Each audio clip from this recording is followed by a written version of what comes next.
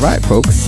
We are like to welcome everybody here to Winnebago Talks, a 1 hour show here. This is our 15th episode, folks. 15 episodes in. Can you believe that? That is crazy.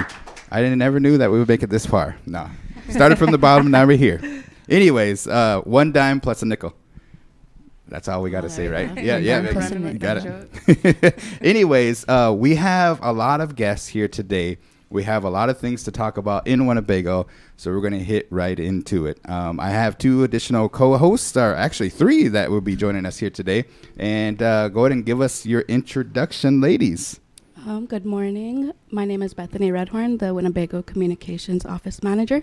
Good morning, Bethany.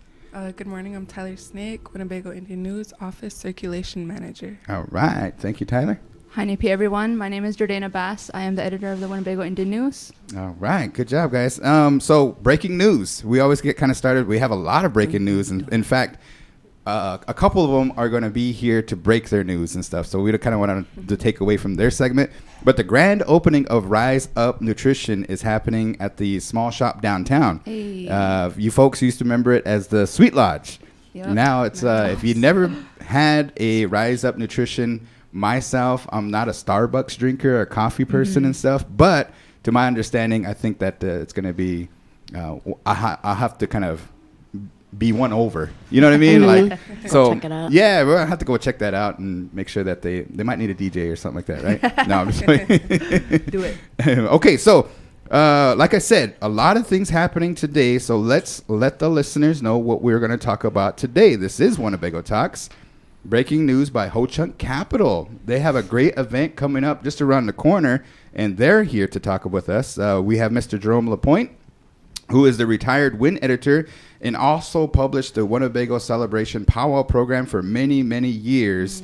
And here's to talk about this year's homecoming celebration, and it would give us a good chance to kind of catch up and, you know, kind of tell us the mission about the Winnebago Indian News. I know Neola Walker and everybody and kind of one of the pioneers and stuff. So we had a Facebook conversation with Jerome, and we hope that, you know, we have a good conversation with him today. We also have Rise Up Nutrition. They're supposed to be here, and they're going to talk about their grand opening. And we have a special report by Jordana Bass that will be taking place, and that's going to be a video feature.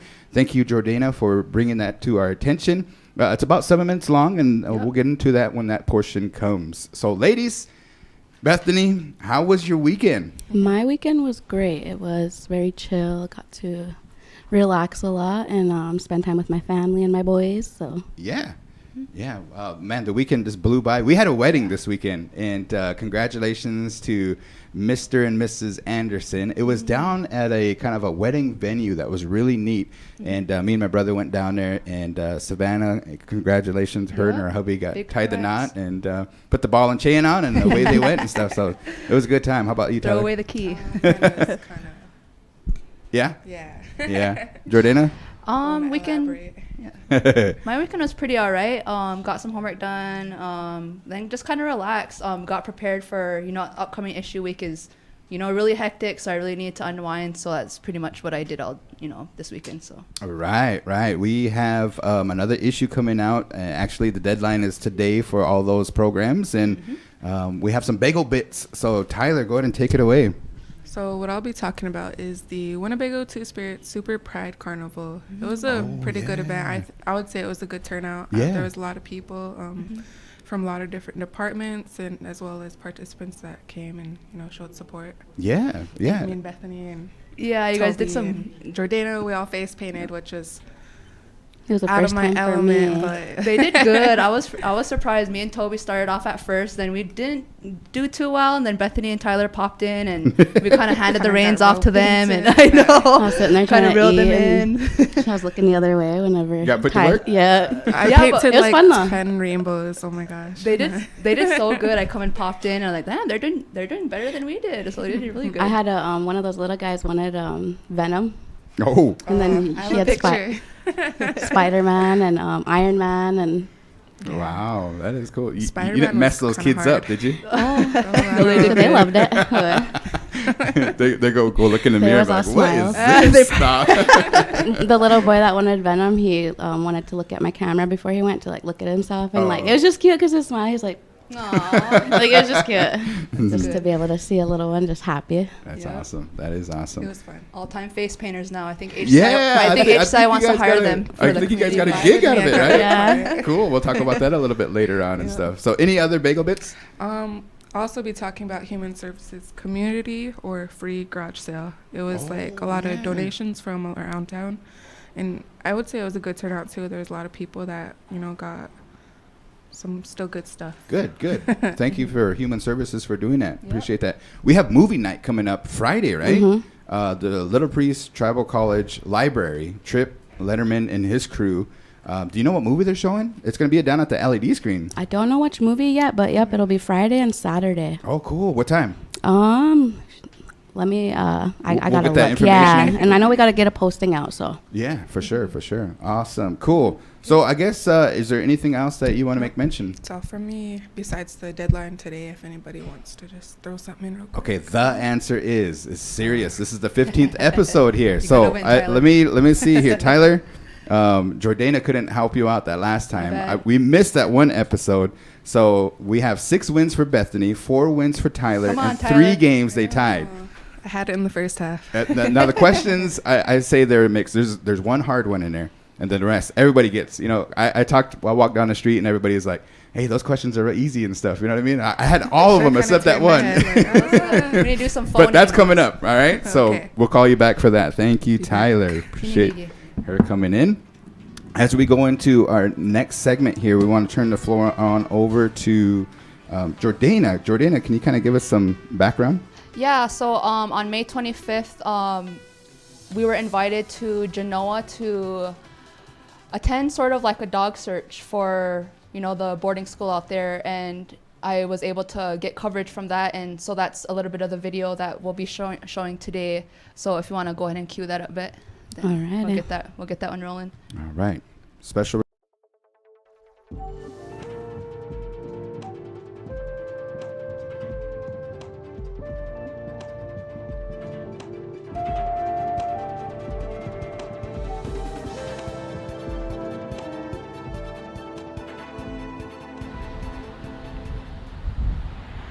I'm Judy Goshkabash, the Executive Director of the Nebraska Commission on Indian Affairs, and I've been the director for 27 years.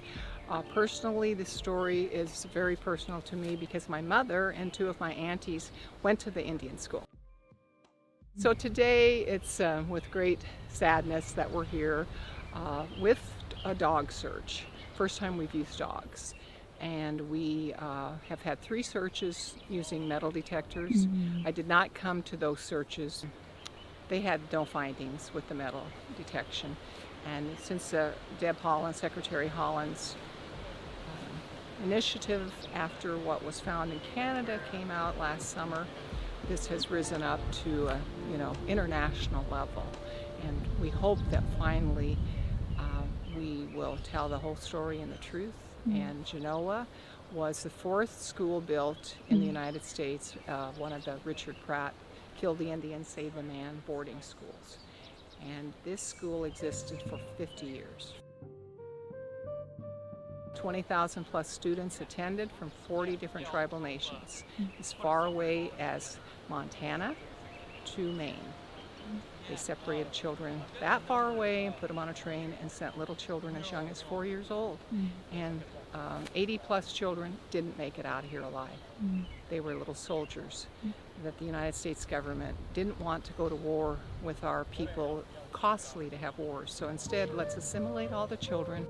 And when America goes to war and fight in foreign countries, we're still today bringing soldiers back home. And so if we can go across the waters to bring home soldiers years after this, back to about 1934 when the school closed, and those little children should have been respected in life and certainly in death.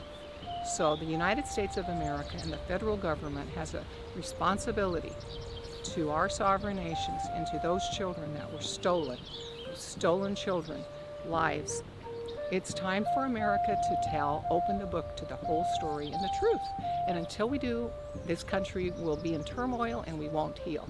And our people, we today, you and I, we suffer from some of those remains. It's long lasting. It's in your DNA. It's in what happens with your parents, how they parent. So why would you perpetuate something that was so harmful to, it was a Holocaust here in America. It was a genocide. And that's what needs to be owned. And the churches too. Apologies are nice, but it needs to come with more than apologies. It needs to come with action. Fund language revitalization, fund mental health. So I'm here today hoping that the dogs can pick up that scent. They believe that the dogs have that ability. And then from there, we'll have to decide what to do. And as you saw in the report that's come out from the research that was done by Brian Newland, the Assistant Secretary to the Interior, there is language in there that talks about what happens if we find remains like this, children. It will be a dialogue with the sovereign nations and those that have children here to determine what is best.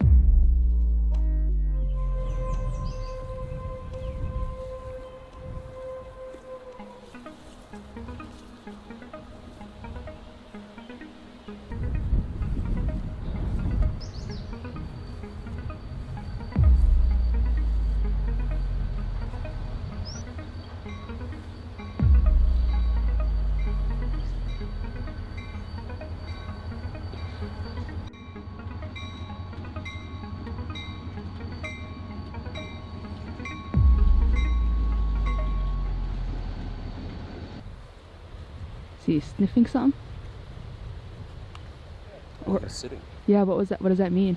That's signaling that they smell something. So like right In this area. So, but in that area, she told me that there's odor of human decomposition. I don't know in which. This grassy area here or in the field? Right here in the grassy area. Oh. I think then we would Yeah. look at talking with Midwest Archaeological Center again and lining them up with the suite of ground penetrating radar, resistivity, and with the pole there, I don't know if magnetometry would be effective. That might throw off the results. And also try probably metal detecting right in that area might be useful.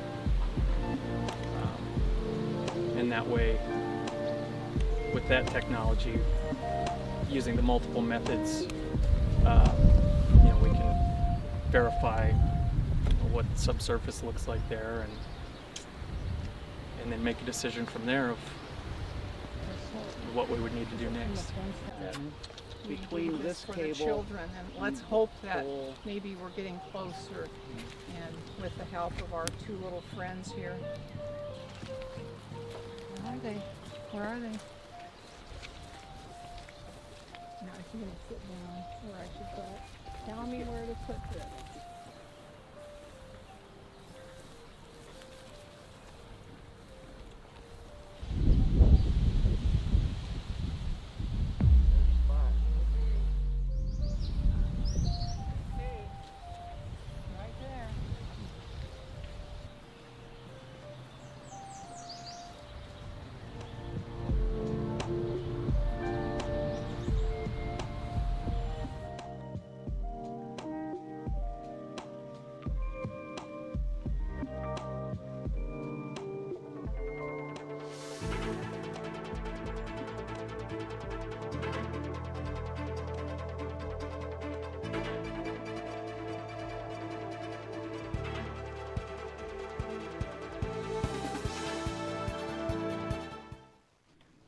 All right. That was a special report there by Jordana. And as you know, there's a lot of people there in our families and the boarding school era. And there was a kind of a historical moment there that a lot of them were talking about, if I personally went down there, and it was very interesting. I got a person asked me, how was it to go to GENOA where the industrial school was? and I have to say it was pretty heavy going there. And so we appreciate Jordana taking down there.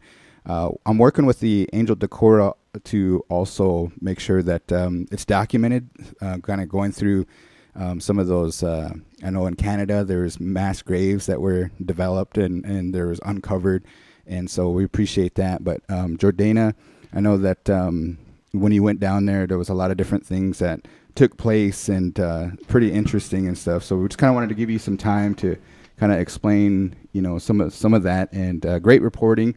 We thank you for taking some pictures and interviewing Judy. She's kind of leading the charge. I had a chance to speak with her, and she kind of hits home base with her. Yeah, it definitely did.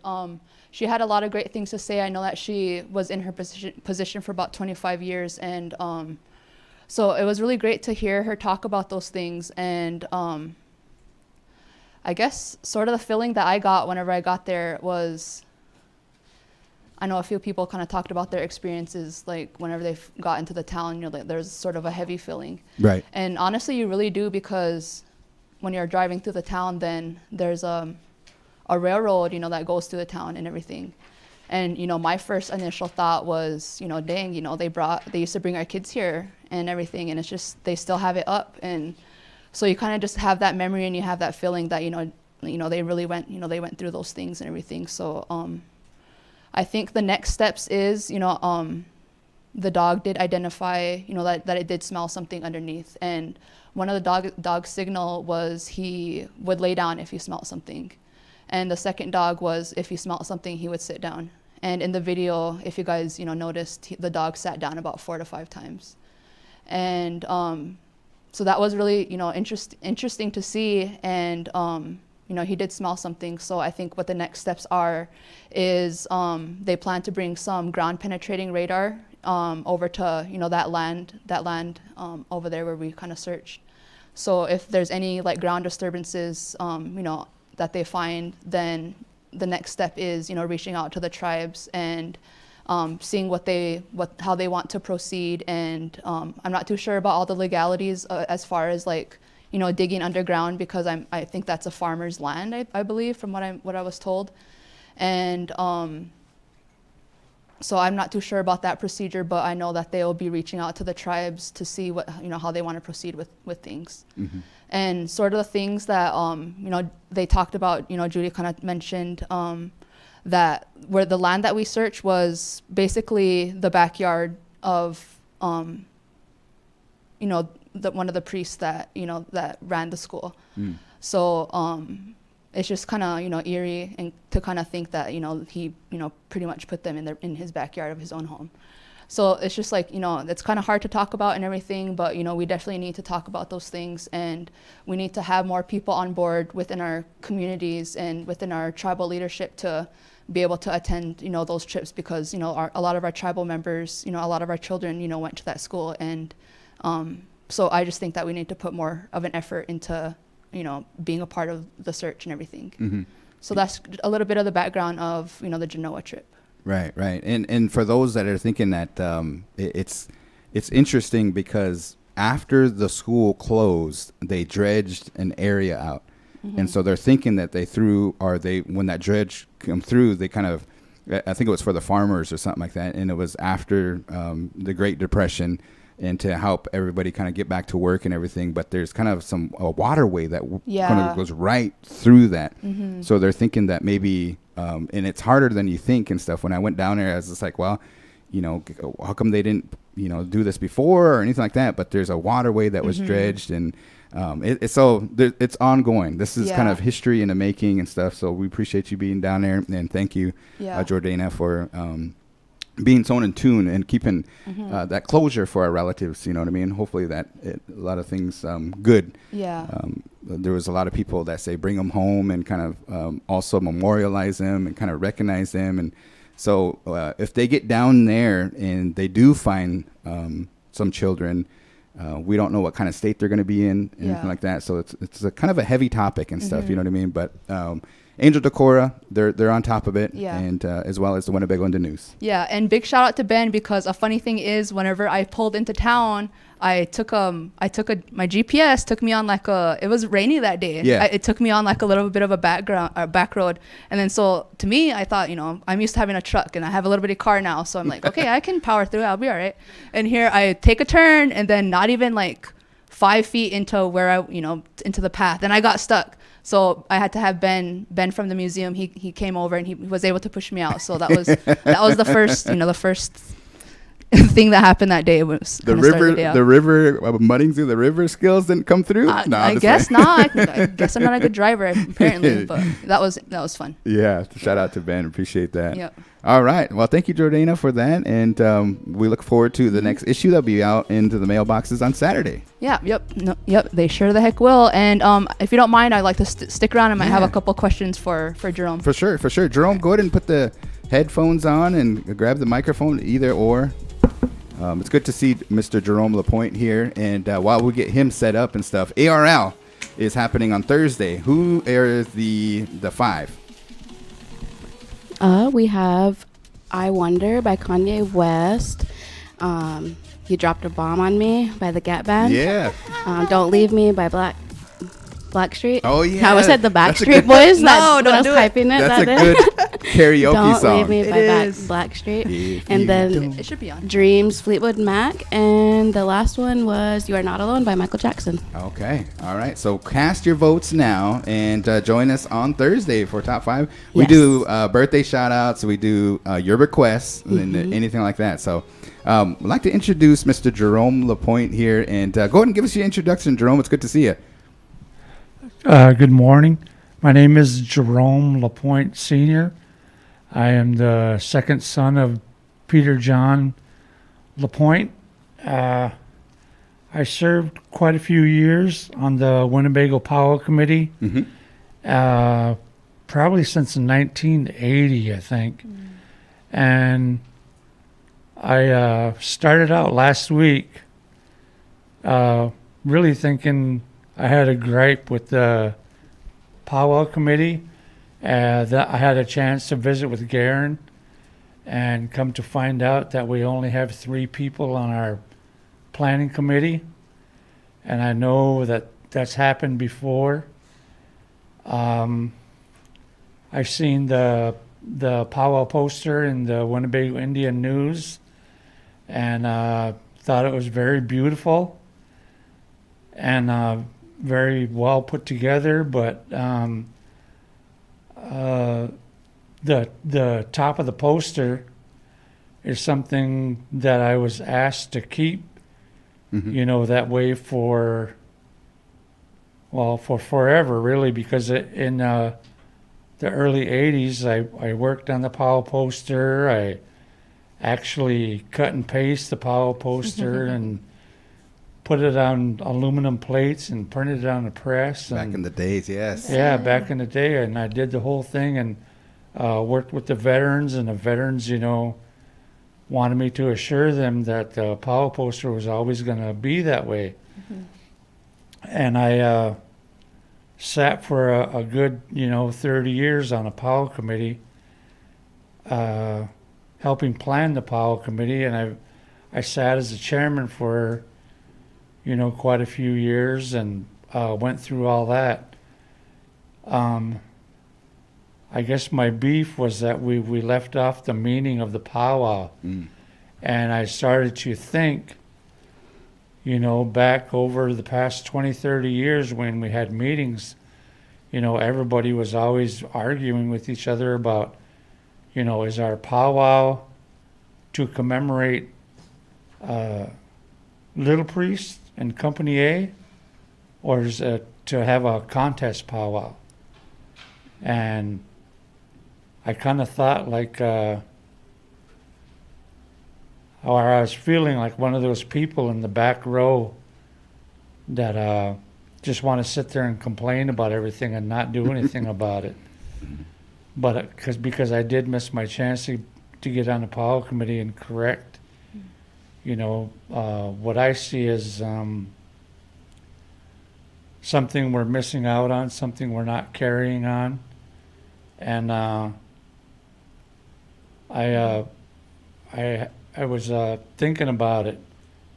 One night or one day, the veterans got all the information ready on the powwow program, and they brought it up to me and said they wanted it today.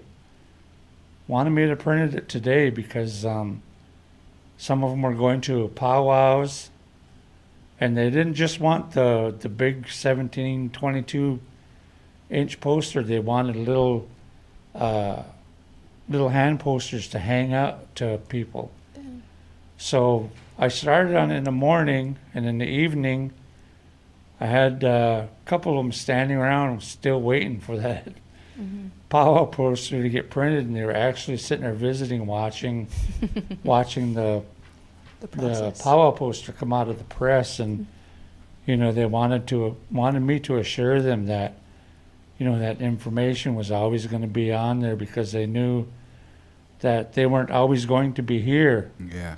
And you know, to me, it was kind of surprising this year when I looked at the powwow poster and it said 156 Winnebago Homecoming Celebration, and that was it. You know, but my sister Sarah told me that all the stuff that usually went on the top is like in small print on the bottom. So you know, at least it made the powwow poster. But you know, the reason, you know, I kind of messaged the communications office was to see, you know, where in the loop did this get left out. And I remember this was on a computer that I got when I retired. Oh yeah. The last time I worked on the powwow. So it's the 156th Annual Homecoming Celebration, commemorating the return of War Chief Little Priest and Company A, Fort Omaha Scouts, 34th Nebraska volunteers. And then the veterans used to like that, to make that Winnebago powwow very huge, kind of like an advertising, supposed to be a, what do they call them, a hook or something like that. So that's the way it was done. We had Winnebago powwow big on there. Then the oldest powwow in North America. Then I don't know how many times I, you know, heard that, you know, from them, you know, why our powwow was considered the oldest powwow in North America.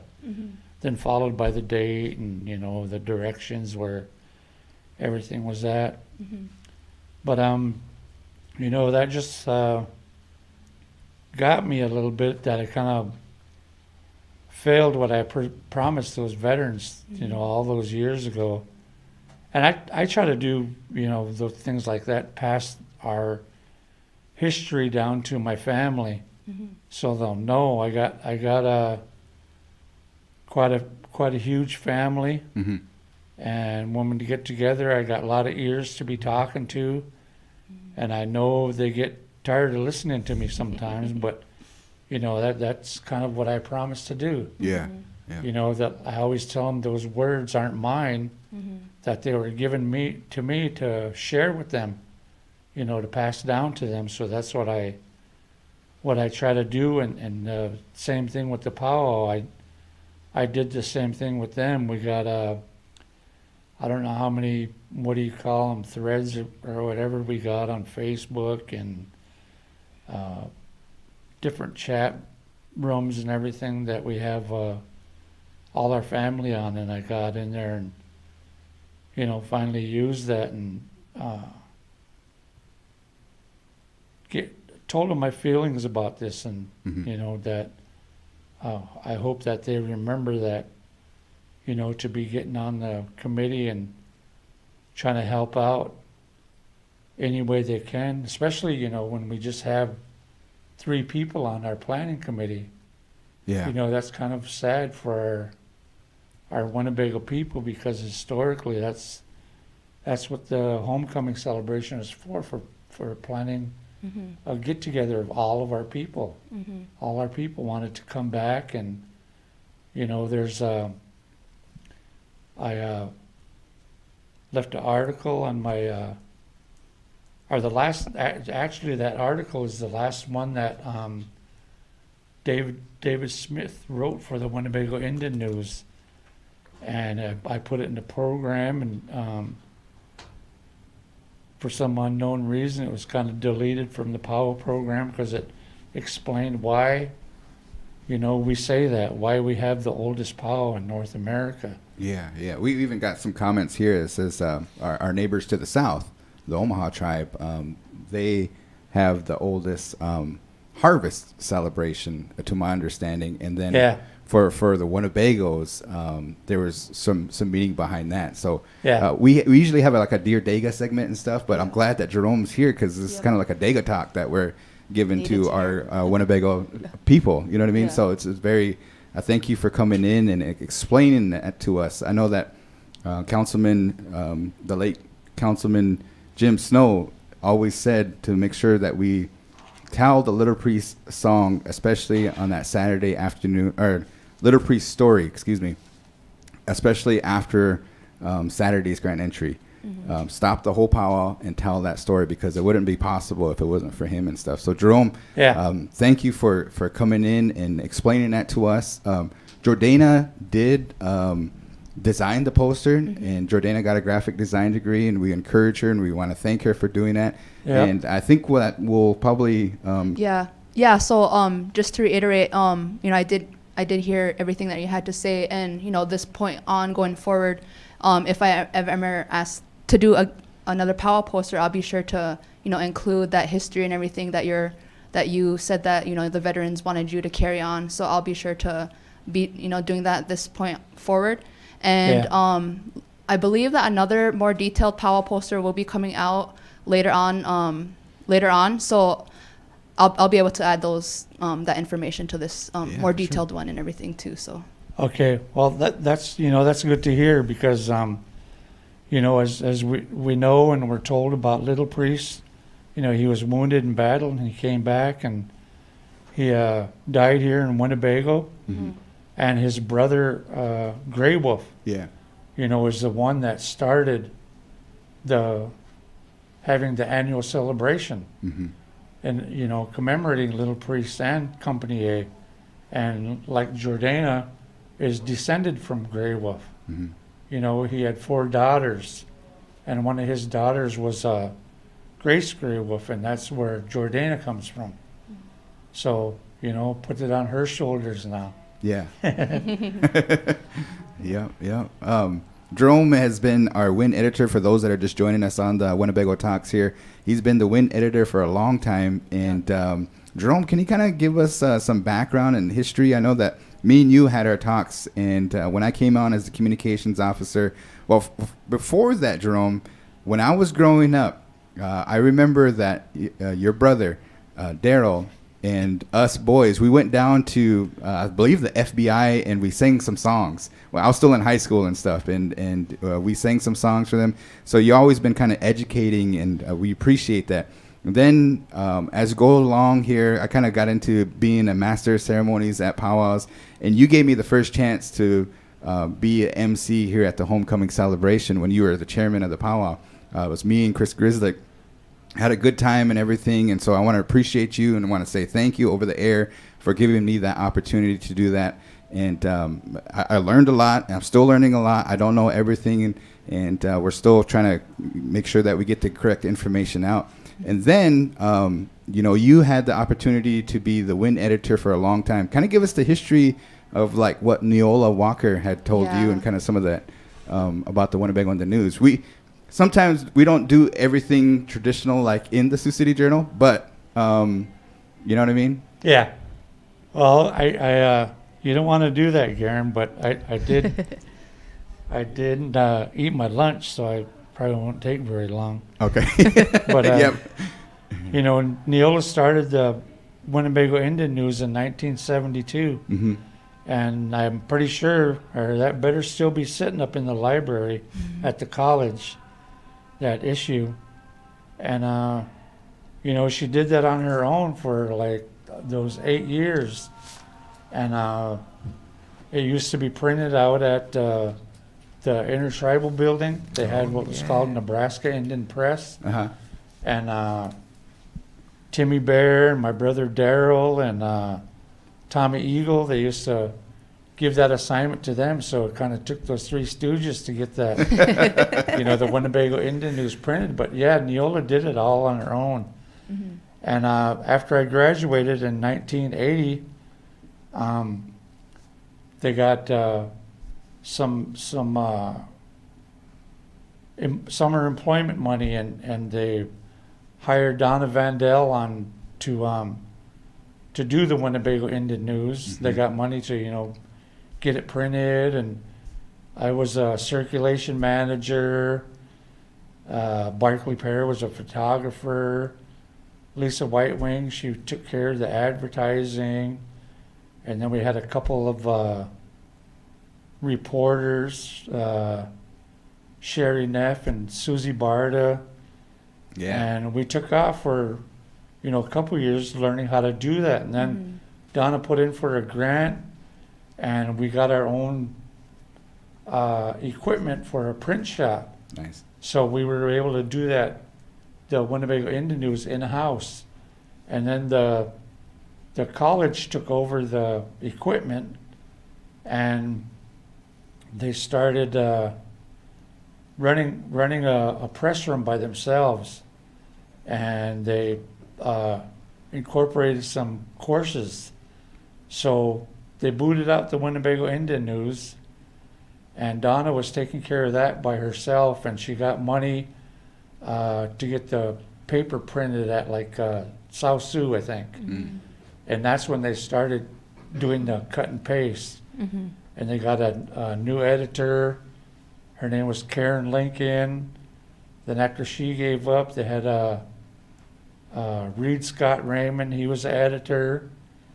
And then finally, the money dried up somehow wherever they were getting it from.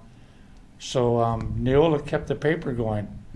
And the college had me running the print shop on my own and turned it over to me, so I had to, you know, sink or swim. So I was doing that at the college, and Neola would bring up copy, and I'd type it all up on what we called a computer then, but it was still cut and paste. You know, we'd have good type and good columns and everything, but we cut and paste them, and you know, we printed the paper there, and Neola, sometimes she was, you know, digging for dollars and coins out of her purse to pay me for the printing of the paper, and a lot of times I just charged her for the paper and the supplies, and you know, let the labor and everything go, and you know, I had to make it on my own running the print shop, but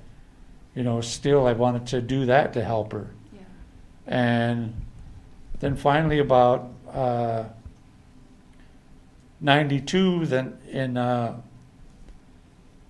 we got some aid to tribal government money, and we started in again, and they hired me, and I got myself a desktop publisher, and we were still cut and paste then. And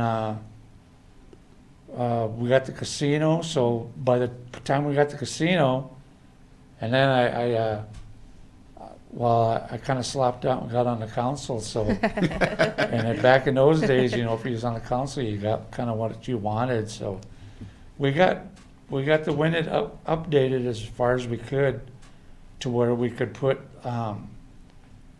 together the paper on the computer screen.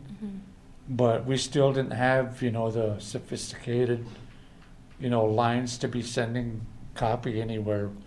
We used to put them on big old zip drives, and I'd have to take those to the printer and get the paper printed up in Lamar's, and then have to go pick it up, and you know, from there, you know, it was the same as like. When I left a couple years ago, but you know, when I left, you know, I was telling you that I really hoped and kind of wanted Christina Parker to stay involved because she was doing pretty good working for me. Mm-hmm. And I was really hoping that it would evolve into this. And, you know, Yep. coming in here this morning, it's kind of like living the dream, you know, the communications office and the Winnebago Indian News and, Yeah. you know, public relations and everything. Yeah. So I'm glad, you know, to come in here today and see how far that that this office and this department has come, Mm-hmm. and really kind of proud, Good. you know, to have taken part in the Winnebago Indian News and the history. Yeah. And so as like for myself as the editor, I really appreciate you all the work that you put into it, because obviously without those first steps and without Neola's leadership in the beginning, and you taking that and running with it, what was one thing that Neola said to you, or like a piece of advice that she gave you that sort of led you to keep the WIN, I guess, going, and like anything that she shared with you that you can remember? Yeah. The first time I got hired as the editor in '92, I kind of had to. What did Dad Rubin used to say? You could either dazzle them with your brilliance or baffle them with your BS. And to get the job, that's kind of what I had to do, is kind of baffle them with my BS. And when I got the job, I set up my layout table. I had that there was a little room across the bathrooms down at the Blackhawk Center. Mm-hmm. And that's where the Winnebago Indian News worked out of. Mm-hmm. And Neola would come in and visit me. And I told her, I said, I don't know, Neola. I said, I kind of scared. I said, I don't know what to, get in the paper. I said, before, you'd bring me stuff, but you got it because you was a council member. Everybody wanted, to listen to you, and they'd snap to you and everything. But now when I ask for things, nobody wants to take pictures or, give me any information. And she just told me to, to go ask people, get bits of information and just write what those people tell you. Mm-hmm. And I said, well, I really don't, I really don't know how to write that good. But I kind of flunked English in high school. And she said, well, don't worry about it. Mm-hmm. She said, just write what's in your heart, what you hear those people saying. Mm-hmm. She said, maybe it's not even their words. Maybe what they're feeling when they're talking to you. So,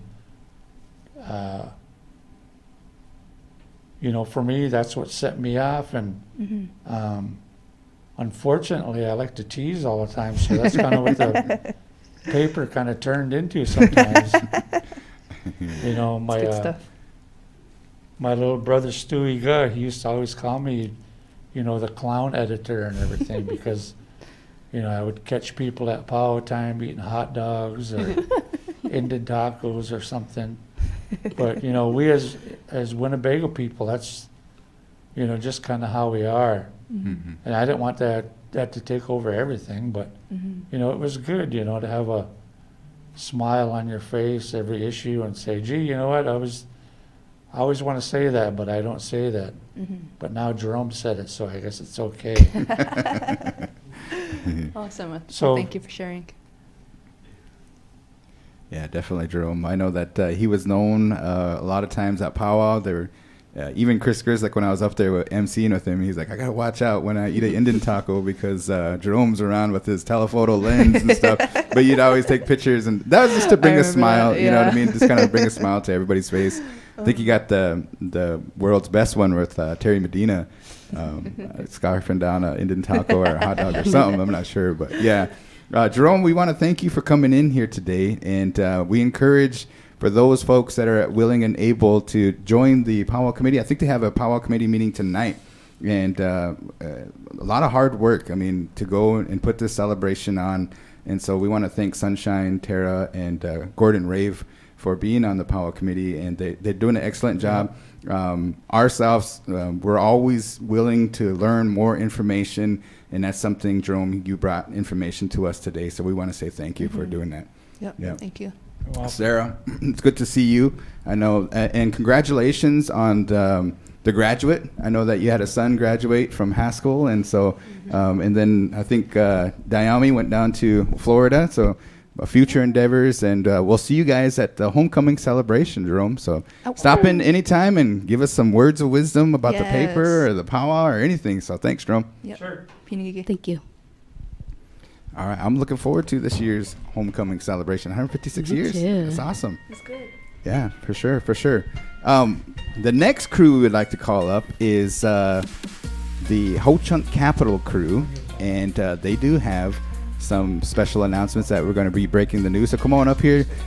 We have Jose, Alex, and Isabel, and we will get them. Folks, we have The Answer Is, and then also we have another grand opening that's going to be taking place here today. Rise Up Nutrition is with us, and then we have some other guests as well. So go ahead and throw the headphones on, guys, and thank you guys for coming on down. Appreciate you guys, and yep. Alrighty. So Alex, let's see here. Gordon, let's start with your introduction. Who are you and what do you do? My name is Alex Cleveland, and I am the office manager for Ho-Chunk Capital. I oversee management of the office, obviously, but I also do executive assistant duties for Dennis Johnson, our CEO, and a lot of different projects. Welcome, Alex. Thank you for being here. Hi, my name's Jose.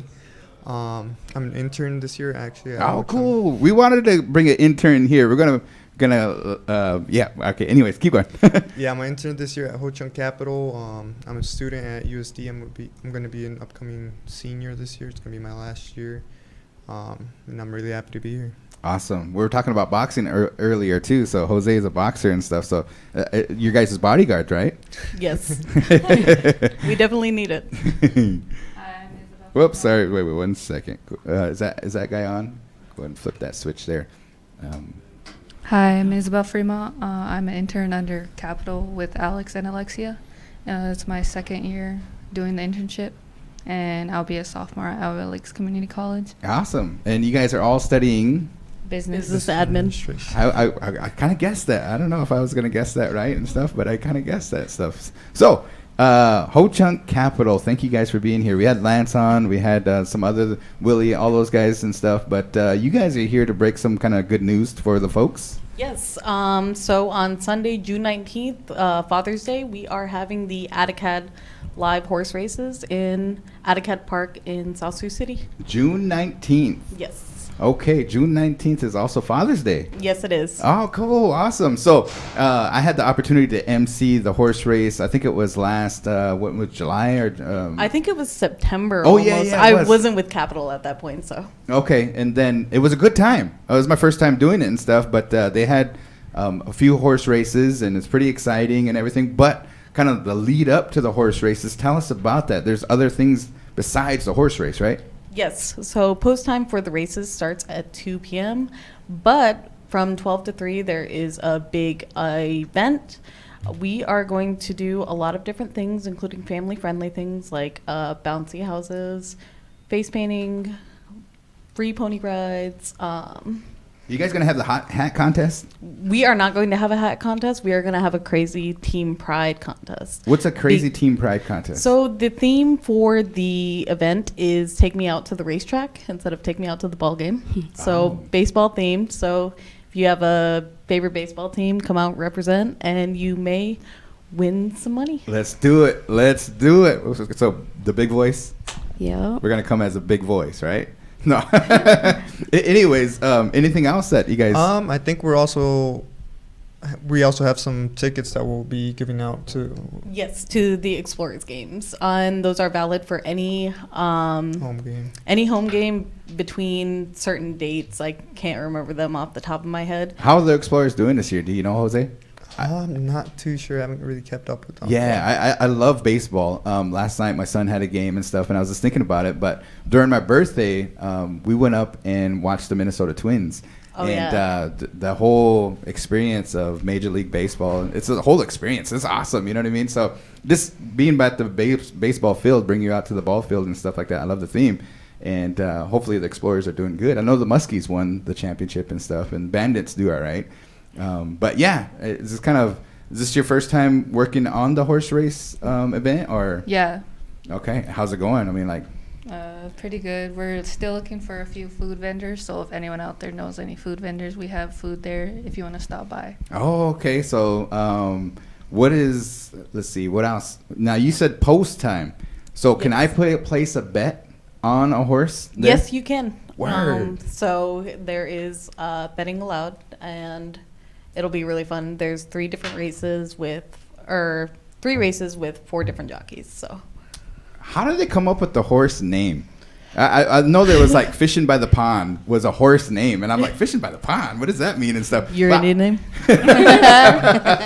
For real. No, but do you know, like in your research and stuff, putting on a horse race, do you know how they come up with the horse names? Really don't know. Does anybody know how do they come up with the horse names and stuff? Seems Because like many of them are just off the top of the head. Yeah. I don't know, man. They need to have a big voice horse, right? I mean, we need to get one. Yeah, shoot.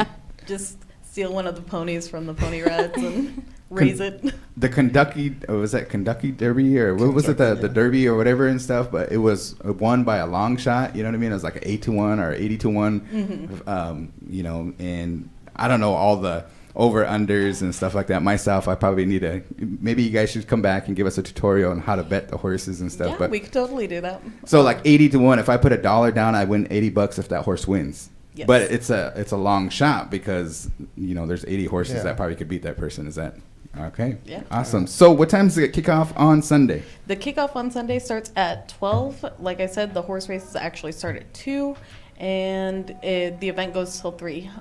We are going to I want to give a shout out to Toby Bassett. He is going to be singing the national anthem at 1:50. Oh, word. All right, cool. 1:50. So Yes. Toby's going to take us out to the horse races. Yes. That's going to be the opening ceremonies and stuff like that. So Isabel, you excited for that? Yeah, it's actually my first time going to a horse race or anything involved in that. Yeah. Have you ever rode a horse? Or have you guys ever? Yeah, I mean, I love horse racing.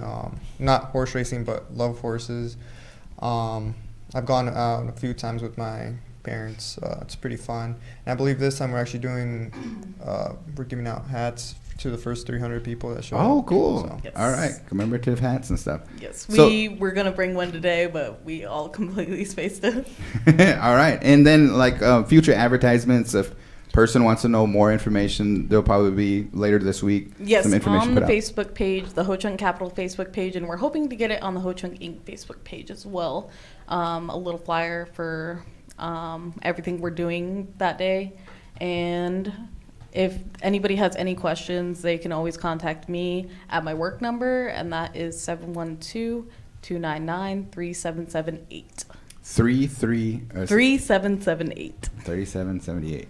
Yeah. 3778. Yes. I'm gonna remember that because I'm gonna call you. Yeah. Because I got some questions about these horse races. Yes. Now it's not like they go in a circle and stuff. It's kind of like more of a candy cane or something.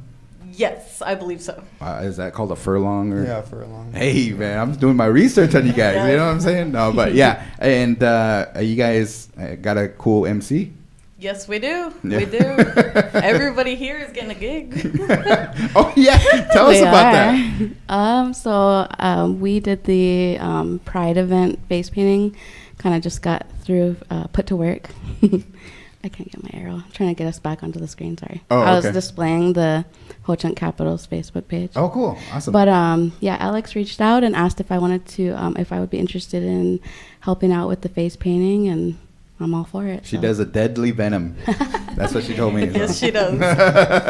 Any shout outs, Isabel, that you want to give to anybody out there listening to Winnebago Talks? Eugene DeCora, him and the Winnebago Singers will be our drum group. There you go. All right, man. They're going to sing some 49 songs? No, I'm just playing. No, I just want to encourage everybody to come out, have some fun, eat some food, watch some horses. There you go. I just want to shout out everybody at Capitol. It's a great company to work for. Everybody works together really well, and this is going to be a good event. Yeah. Everybody's invited, right? Yes. There's no admission fee or anything like that? Nothing like that. Okay. Now, I don't know if you guys know this answer and stuff, but when will you guys bring in the Indian horse relay? Have you ever been to that? I took my mom up to Minnesota to that horse race track to watch the Indian horse relay. Man, you talk about one, you got to be kind of crazy to do it. But if you've never seen it before, it's a spectacle to see. And they have the horse songs before they go and race. And then, you got no saddle. It's original style right there, OG style and stuff like that. And you got to get on 3 horses and stuff. And one guy has to he has to stop the horse. Yeah, I think he's called the stopper and stuff. But imagine a horse coming full-fledged at you. You have to stop it and then hand the reins off to another person. He has to jump on it and then giddy up. You know what I mean? It's just like, wow, that's nuts, man. It's crazy. I think there's some liability issues there, but if we could do that, that would be amazing. Maybe take that back to and ask your boss and stuff like that when that's going to happen and break when that news. When it's going to happen, not if it's going to happen. Yeah, for sure. Because I know Warhorse Gaming is coming around the corner, right? Yes, it is. So definitely. Thank you for these guys. They had no Indian time. They showed up right at 10. Our show was at 11, so we got to sit with them for an hour. I know Jose is a good boxing fan, and Canelo is his favorite. Yep. I'm gonna have to probably bet you on that. Triple G, you know what I mean? Triple G is probably. It's gonna be a good fight. Yeah, it's gonna be a good fight and stuff. And Alex, congratulations! Your sister graduated from college. Yes, shout out to Matea. She graduated from Metropolitan in respiratory therapy. Awesome. And then Isabel, I know that your sister is besties with my daughter, Mimi and. Bianca, they're going back to the Panthers this year. Yeah. And you graduated from Bancroft. Yeah. And did you guys win a title in basketball? Or? No, we went to state twice, and then we won our conference. Awesome. Our conference, yeah. Awesome. Well, and you're still playing basketball up there at the college, right? Yeah. All right. So when can we catch a game? Next November, I suppose, and hopefully Little Priest comes up with the season again and we come down here. Yeah. Let us know when you play, so around the area, so we can come and support. Mm-hmm. Thank you guys for being here on Winnebago Talks. Come back anytime, and we'll see you on June 19th. Yes. Sunday, Father's Day, ATACAD, save the date, breaking news. Got it. Yes. Thank you. Thanks. All right, thanks guys. So, face painting, are you practicing? A little bit. We're going to have to get Tyler, Jordana, and then myself to sit here and... You guys are going to be my guinea pigs. Get tricky. Yeah, I would love to learn how to face paint, but I'm too nervous. It was my first time. So how it went was Ty Toby and Jordana were, face painting, and then Ty kind of got pulled into that mix, and I was sitting over to the side just eating, and then I kind of got put to work. We kind of had a line and everything, and I was like... Jordana kind of came over. She's like, would you be able to take over for a little bit so I can go for a little walk? And I was like, so then we just kind of went with it, and then... That's awesome. Yeah, it just played out real good. Cool. All right, go ahead and throw the headphones on, and we have a special guest here that will introduce herself, and we'll just kind of go from there. So tell us who you are and what you represent. Okay, so my name's Yohaly Quinones, and... Let me make sure I get this name right. Yohaly, or how do you say it? Yohaly. Do you have a nickname? No, just sometimes my friends call me Yo. Yo? Something short, yeah. Yohaly. Mm-hmm. Yohaly. Because we seen your name on the registration form and stuff, and it was really cool. Yeah. Yohaly, and then how do you say your last name? Quinones. Mm-hmm. Okay, and you're with? Rise Up Nutrition. Oh, shout out to Rise Up Nutrition. Yeah. What is Rise Up Nutrition? It's basically it's a drink. It's like a drink place. We sell T-bombs and protein shakes. So our T-bombs are like energizing, and they're like iced, and they're super sweet. And yeah. They're pretty good, huh? Yeah. Awesome. And then you have an announcement to make here. Today is your first day in Winnebago, right? Yep. Today's our grand opening, and we are open on Mercer Street. Okay. Yep. It's like a little like building right next to Did you guys have signage? Not yet. I'm not sure yet. I think we might, but it's like right off the avenue, I think. All right. So now I'm not too keen on the T-bombs or kind of what drink, but for a first-time customer, what would you recommend? I would recommend, honestly, if you like ice drinks, T-bombs are good, or our protein shakes are good too. They're like filling, and we have like a variety of drinks, and yeah, you'll probably find a flavor you'll like. So my son is doing the weightlifting and all that stuff. Are they pretty nutrition? Yeah, protein shakes are good for after your workouts. You know, they keep you full and like it helps build muscle. Wow. And then T-bombs are good before. You know, it gets you energized, kind of like a pre-workout. Okay, cool. And then, so what are your hours? So like, I think they're 7 a.m. to 2 p.m. And then I think we're going to extend them soon. But on Sundays, we'll be closed. But other than that, Monday through Saturday. Awesome. And then you guys have the OG store up there in South Sioux City, right? Yeah, so we have Daily Dose, and that's on Dakota Avenue.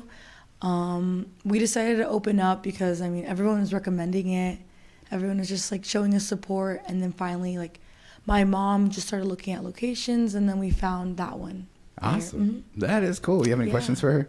No, I just I've never had one, but I've went with like a relative, and they've gotten theirs, and I took a drink of it. But I guess, like, what would you say is probably your guys' most requested? Probably a T-bomb like, or a protein? Probably like a T-bomb. I feel like T-bombs are like more on like the go, but people like Electric Blue or like Rainforest, you know, whatever like flavors you have, like. All right. So then my next question, because I don't drink coffee and stuff, but I drink energy drinks. Yeah. And yeah. Garen's gonna put me on the spot. Not just kidding. Do you guys have mixed drinks with your like Red Bull or anything like that?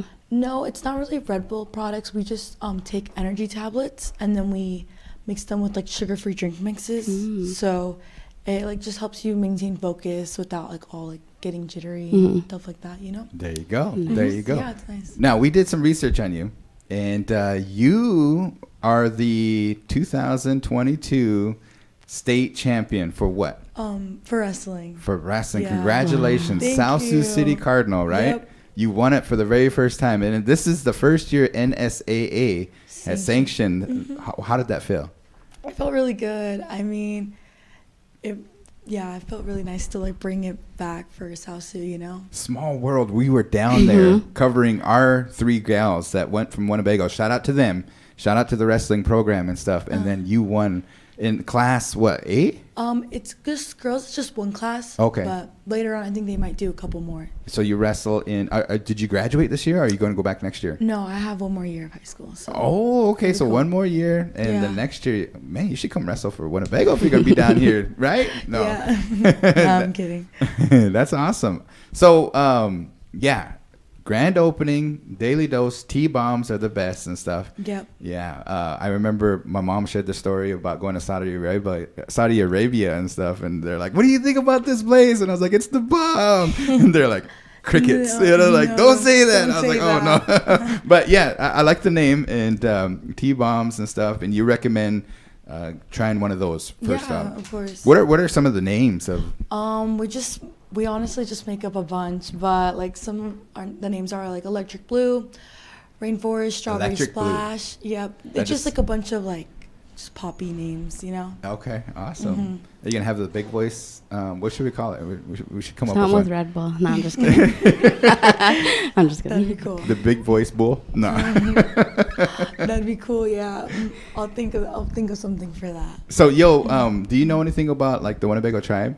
No, but I really like the community here. It's really nice. Yeah, yeah. And you guys been kind of redecorating that Sweet Lodge area, or we know it as the Sweet Lodge. Oh, really? Okay. Yeah, we definitely. It used to be like a restaurant, I think. It was like a small cafe. Yeah. Yeah, Louis Bros. Yeah. Used to be there, and then they moved out to the Ho Chunk Village. Yeah. And So stuff. then we just got to renovating, and yeah, it came out super nice. That's awesome. That's awesome. So we here at Winnebago Talks, since you're not from the area, we are going to do a game with you. Okay. Okay. So, in audience, you probably have to help us out here, but we're going to do, what do you think this means?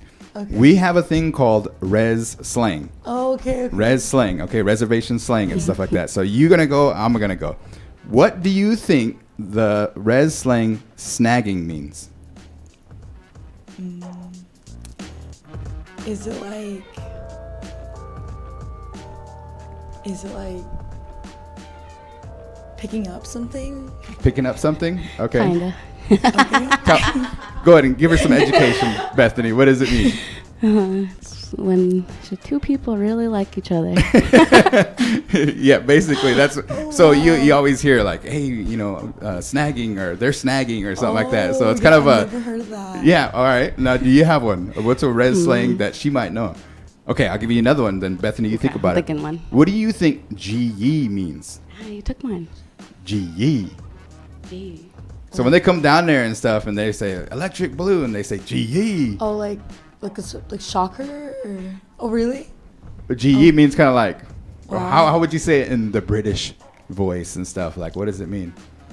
GE. It's kind of like. We might have to go to Facebook on this one. What did they say? Could be 50-50. What would you say GE means?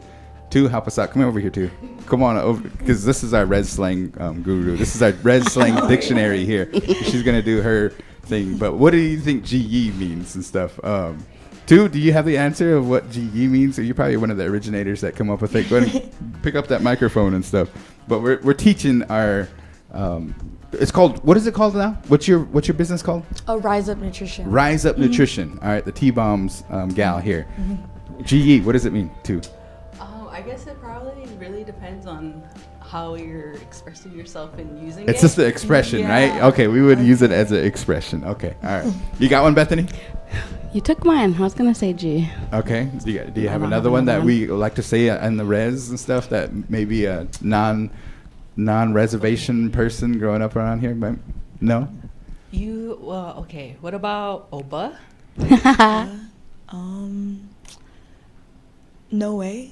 Like something like Yeah, that. well, it's another expression, but like, okay, so if I'm walking and then boom, I fall and trip over like a rock or something like that. Oops. Yeah. It's kind of like, oh, but you know what I mean? But it's kind of like, I don't know, British accent, face, the way they call it, face push or something like that. Gee, oh, but. So let's have you practice here. So go ahead and you got to say snagging without the G. So snagging, I-N. Oh, okay. So try it. So snagging? Yeah. There you go. All right. Now what's the other one? Oba? Yeah. She got it. She got it. She said it real good. Yeah, she's spot on. And then the last one? What was it? It was, wait, snagging. Sure, can't even do it. I was trying to do a G. You got to say it with some emphasis. Was it G? Wait, what was it? It's G-E. Oh, yeah. well, okay. You kind of told me, but. I know a good example would be like, say someone come into your guys' shop and they want like 22 drinks. I'd be like, G. Oh, G. That's happened before. That is awesome. All right. So you guys are open tomorrow from 7 a.m. till 2 p.m. Yep. Any shout outs that you want to send out there? Just to my mom for like making this happen. She wanted something good for this community, and she made it happen. My parents. Awesome. That is awesome. So and thank you guys. Yeah, go support and stuff, and then give us your information. We'll share it on our Facebook page, and then everything like that. I want to send a shout out to my brother Lewis. He's the one that kind of introduced me. He's like, let's go get a dose, and I was like, what does that mean and stuff. So we went in there, and I think we talked to your mom. Oh, really? And she told us about you and stuff, and he was like, hey, they're gonna be opening up down there, and a lot of people are excited. So future, it's nice. we wish the best of luck to you folks, and much success in the future. I hope Winnebago really supports as well as all the small businesses and stuff. So. Yep. So GE. No, I'm just like Yep. Thank you guys so much. All right. Come back anytime. And okay, so go ahead and introduce yourself. Hello. Go ahead and hold that microphone. Thanks for having me today. My name is Andreana Sharpback Lujan, better known around here as Tu. Yeah. I am an enrolled member of the Winnebago tribe. I come from the Fish Clan. Oh, thank you for doing that introduction. I know there's like Louis LaRose. He always says that. Try to kind of give a background of who your parents are, because he can make that connection. You know what I mean? Like he knows everybody and stuff like that. So thank you for doing that too. You're here as in what capacity? I am here to talk about the farmers market today. I am the farmers market coordinator here in Winnebago. We are going into our 8th week here at the farmers market. We started in strong in April. We'll be going through October, the end of October. So really it's just, you know, trying to bring the community together and have a place for our local entrepreneurs to come set up. Yeah. And, you know, just give them a venue, you know, to come off. I went down there for the first time. I think it was like 3 weeks in. You guys did the grand opening. It looked like it went really good. We sent the Winnebago Indian news down there. And then Frazier, he had some cool corn that I never had before. I forgot what the word is and stuff, but he sold it. So there's food vendors down there, right? Yeah, we have our food vendors down there. And like Reggie is one of our you know, big food vendors that we have. He has a really good following, has great food. I mean, man, that guy can cook. Yeah, for sure. And it's kind of a passion of his and stuff. You know, I was talking to him about it, and he does those, what are they called, red tacos sometimes? The burrito tacos. Yeah, the burrito tacos and stuff. You know, I'm still trying to learn myself, but I can't cook anyways. But yeah, so when's the next farmer's market? This Friday, we'll be opening our regular hours for our 11 to 5:30. And we'll have a variety of craft vendors, food vendors, and right now we're waiting on our produce vendors. That would be like our master gardeners. Nobody has any real produce ready right now, so in the coming months we'll have a lot more of that ready from like tribal farms and some local people here in the community from their own personal gardens. Yeah, so you don't have to necessarily be a farmer. You just have to be kind of like an entrepreneur or something like that. You know, even if it's like your little passion, you know, because you got to start somewhere and get those going off the ground, because that's, you know, what a lot of it is. It's just a passion. And yeah, you used to call them like Fridays at the market or something like that. Yeah, Fridays at the farmer's market is kind of what a lot of them refer to it as. I mean, I just tried to stick with that day, keep it consecutive, so, you know, that the community knows, and outside people that do come in, they just get used to it. Like, oh, it's Friday, let's go down to the farmer's market and go check it out. For sure. Just try to really, and you know, go along with that community feel, and you know, just somewhere to go to bring the people together. That's come awesome. Down, visit, mingle, chat. Do you get haters like because like last time I went down there, here's the thing and stuff, guys. I was like Fridays at farmers market. I'm thinking everybody has like suspenders, or what are they called, overalls on, and then you know the straw hats, and they're you know chewing and all that stuff. You know what I mean? But I went down there, and then there's a girl selling eyelashes.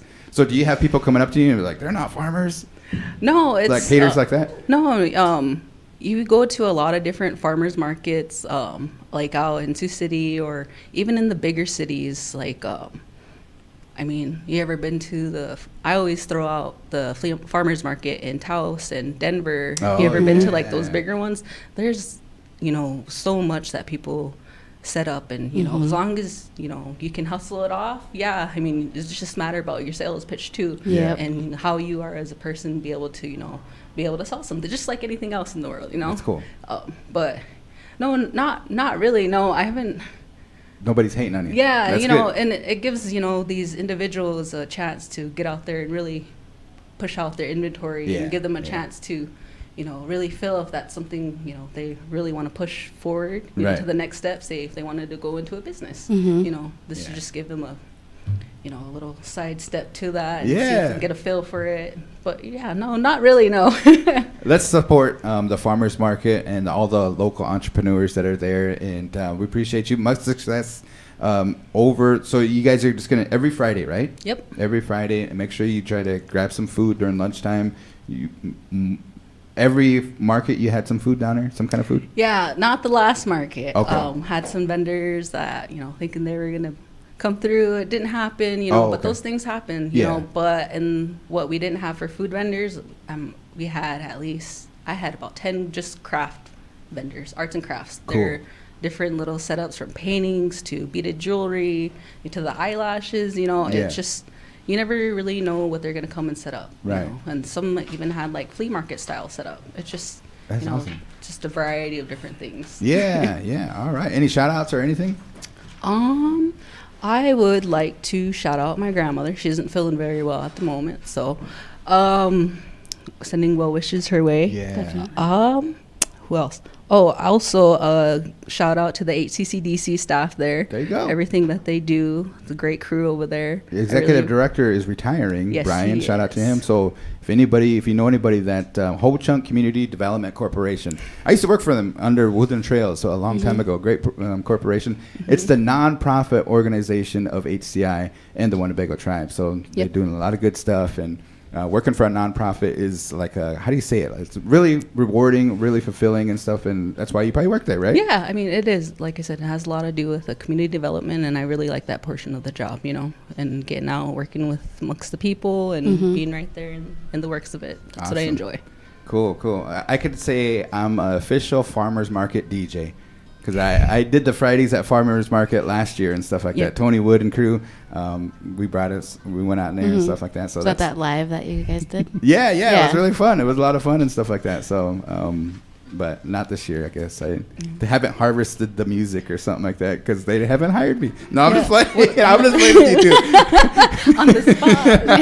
Okay, well, we'll come up with something for sure. Thank you too for coming in. We appreciate you. Thanks, Come in anytime, and when you have a great, and then we'll be there Friday. All right, cool. Thanks for having me, guys. Especially Payday Friday, huh? Yeah, Payday Friday. You guys go. stop out. Definitely. Been eating good. The Answer is coming up. I'm excited for this one. I'm kind of nervous for you too, but before we get into The Answer Is, which is going to be next, I'd like to call Angel DeCora, Sunshine Bear, Ben Crawford, Jordann, come on up, you folks.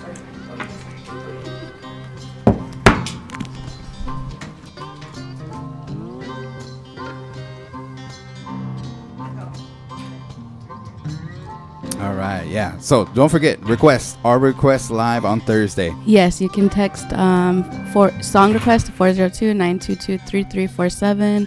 You can vote for the top 5 on the Winnebago The Dash Big Boys Facebook page. All righty. Sunshine, Jordann, Ben. Hello. Thank you guys for coming in. And Angel DeCora, you guys are pretty busy and stuff. So what are we talking about here today? So today we're going to talk a bit about boarding schools, Yeah. and then Jordann and Ben were both able to go to GENOA while I was out, so they're going to discuss a bit about that. Yeah. Sunshine's been busy, like a lot of conferences, a lot of things in Chicago, right? Yeah. In the area. So thank you, Jordann and Ben, for helping out. And historical time. We just had that feature by Jordana, and as you know, we'll probably talk about that today as well. But those 2 dogs, they hit on kind of an area, so we'll discuss that. Go ahead. Okay. All right, here I go. After the remains of 215 Indigenous school children were discovered at the Kamloops School in Canada in May of last year, Canada's announcement didn't come as a surprise to those who had to have suffered due to boarding school trauma themselves or are a descendant of someone who attended a boarding school.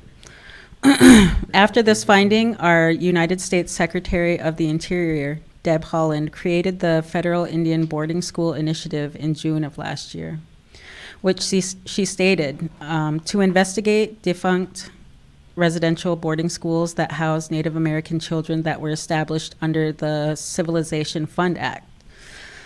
And if you didn't know what the Civilization Fund Act was, it was started on March 3rd, 1819, authorizing the president in every case where he shall judge improvement in the habits and condition of such Indians practicable to employ capable persons of good moral character, to introduce any tribe adjoining a frontier settlement the arts of civilization. The fund paid missionaries and church leaders to partner with the federal government to establish schools in Indian territories, to teach Native children to replace tribal practices with Christian practices. In 1824, the federal government established the Bureau of Indian Affairs to oversee the fund and implement programs to civilize the Native people. In the following years, as the U.S. systematically removed tribes from their homelands to land west of the Mississippi River, the U.S. turned to policies purportedly aimed at achieving the great work of regenerating the Indian race. According to Indian Commissioner Luke Lee, it was indispensably necessary that they be placed in positions where they can be controlled, and finally compelled by stern necessity, until such time as their general improvement and good conduct may supersede the necessity of such restrictions. Over the ensuing decades, the U.S.'s orientation to Native peoples changed from adversarial to paternalistic, focused on killing Native American culture. So after the boarding school era, we also have many of our relatives who were also a part of the Indian Relocation Act of 1956, which is also known as Public Law 959, or the Adult Vocational Training Program.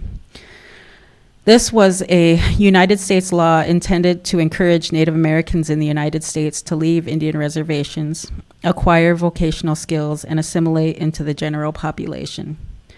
Part of the Indian termination policy of that era, which terminated the tribal status of numerous groups, it played a significant role in increasing the population of urban Indians in succeeding decades. So not only dealing with boarding schools, many of those in the relocation era were still unable to go home with further loss of culture and language. So if we are thinking of just boarding schools, over 100,000 children just in the U.S. were forced or kidnapped and had to attend these schools. Families were threatened, and if you are a descendant of someone who has attended these schools or someone who has attended these schools, you know the devastation of them. The deaths from illnesses, homesickness, or broken hearts, accidents, escape attempts, physical and sexual abuse, just to name a few. These schools, if you could call them that, were created to assimilate our people and were very successful. Languages and cultures were lost, and now we fight to get those things back. Mm-hmm. Thank you for that welcome. Information. Boarding schools is something that in our history we need to talk about so that it never happens again. You know what I mean? Yes. And Jordann, you had the opportunity to go down there, and Ben, kind of tell us about, I used the word heavy to describe it and stuff, but kind of tell us about what you thought. Well, I went first, and just like you said, Sunshine was on a training, so we kind of had to split up. And when she first asked, at first I was like, yeah, I'll go, but just like Garan said, you do, like, as soon as I got there, I just got this, I don't know this feeling, At our museum, we talk about the boarding school era. You've seen the film, the Winnebago tribal history video that was created before I came, and it talks about the boarding school era, and we talk about it, but when you're there, it's real, and you're seeing the real effects of generational trauma to follow even afterwards. You see, it was real, and it was heavy, and it was really hard to take in all at once. And I think what kind of got to me too was my husband come with me, representing Ho-Chunk Renaissance, and listening to him when he introduced himself in his language and talking about what they're doing and all the things that they're doing at Ho-Chunk Renaissance with the immersion classroom, and turning around that, and doing unfolding everything that happened. Really, it choked me up. It took a lot out of me. I had to step out, and actually Sunshine messaged me, and I thought maybe somebody had said something to her, but she had talked about, take a step out and go breathe. And I was like, it was like perfect timing. And I did have to step out and kind of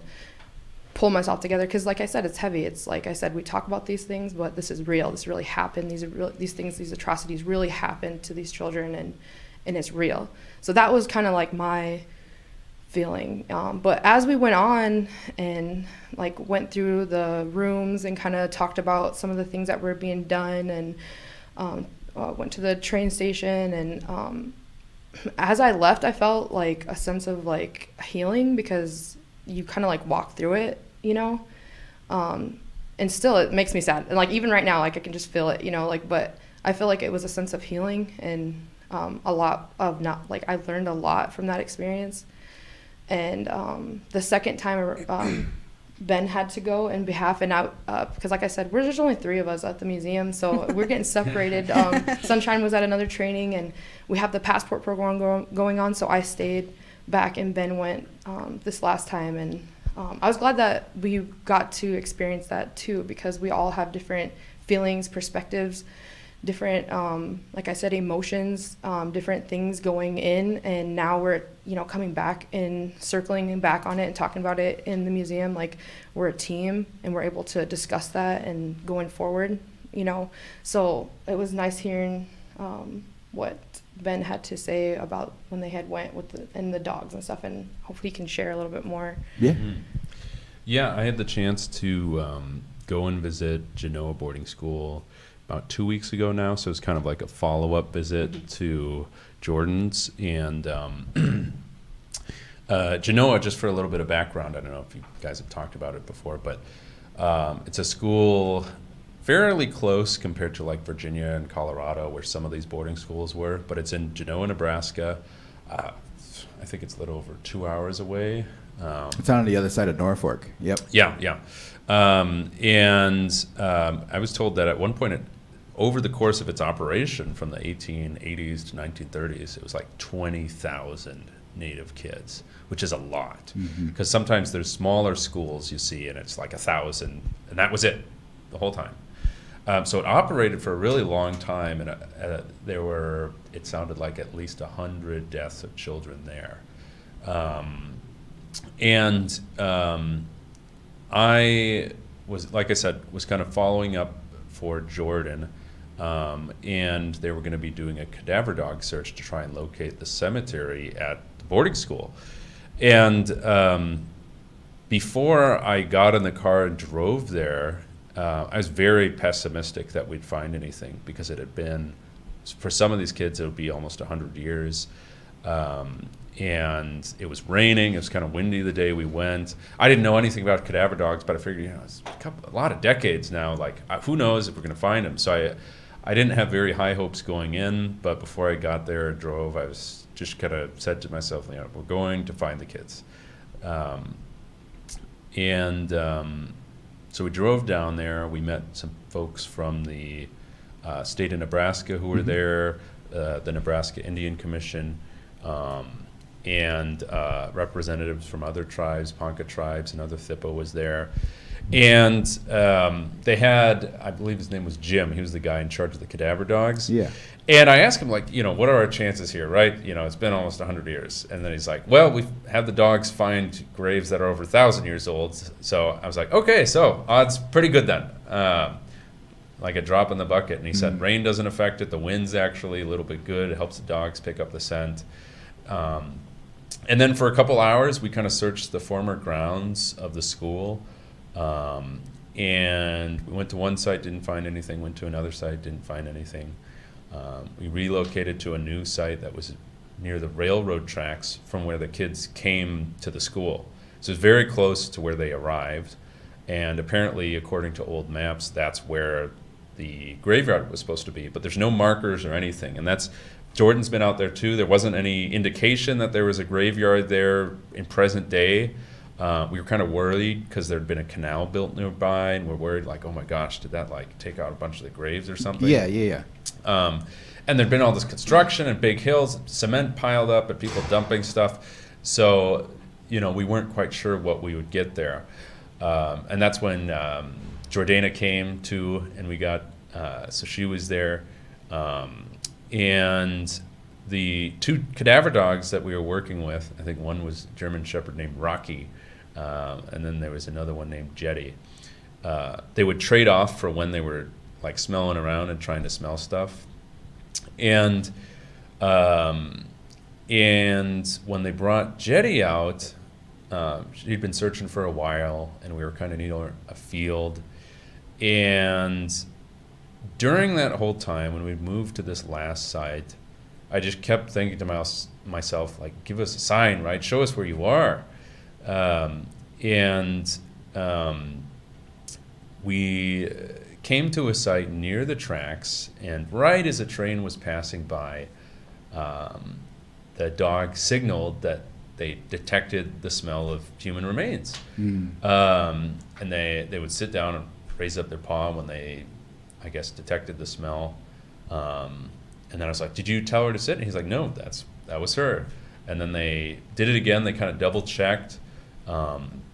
and someone laid some sage down for where the dog signaled. And yeah, it was very, very powerful, energetic moment. I wasn't quite sure what to feel.